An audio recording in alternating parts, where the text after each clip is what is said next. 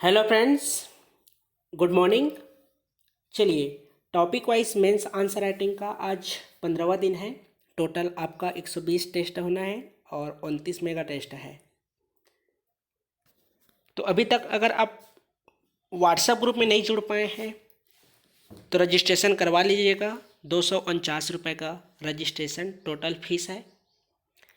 अगर आपको इसका पीडीएफ फॉर्मेट में प्रश्न चाहिए तो टेलीग्राम ग्रुप ज्वाइन कर लीजिएगा।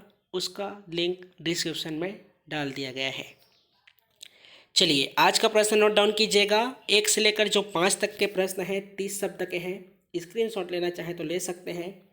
पहला प्रश्न है, डॉक्टर भीमराव अंबेडकर जी के अस्पृश्यता निराकरण के प्रयास का संक्षिप्त वर्णन कीजिए। प्रश्न पहला है, डॉक्टर भीमराव अंबेडकर जी के अस्पृश्यता निराकरण के प्रयास का संक्षिप्त वर्णन कीजिए। दूसरा प्रश्न है, प्लेटो का न्याय का सिद्धांत क्या है।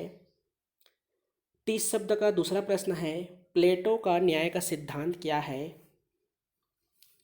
प्रश्न तीसरा है, नोह डोरा क्या है। प्रश्न तीसरा है, नोह डोरा क्या है। चौथा प्रश्न है, आठे कन्हैया से आप क्या जानते हैं। चौथा प्रश्न है, आठे कन्हैया से आप क्या जानते हैं। पांचवा प्रश्न है, छिंद पत्ते शिल्पकला का संक्षिप्त उल्लेख कीजिए। पांचवा प्रश्न है, छिंद पत्ते शिल्पकला का संक्षिप्त उल्लेख कीजिए। ये आपका हुआ पांचवा प्रश्न।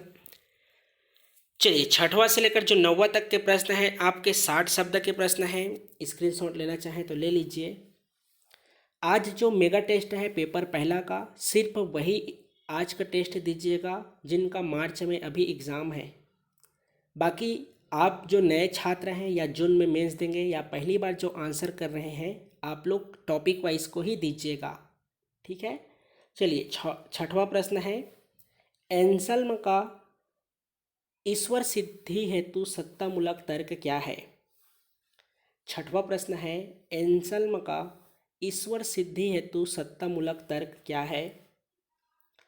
सातवां प्रश्न है, एंसल्म का सत्तामूलक प्रमाण क्या है। पहले में आपसे तर्क पूछा जा रहा है, दूसरा में आपसे प्रमाण की बात की जा रही है। ये हो गया छठवां और सातवां। आठवां प्रश्न है, अरस्तु ने किसी भी कार्य के पीछे क्या कारण बताए हैं। ये आपका आठवां प्रश्न है, अरस्तु ने किसी भी कार्य के पीछे क्या कारण बताए हैं। नौवां प्रश्न है, सवनाही का उल्लेख कीजिए।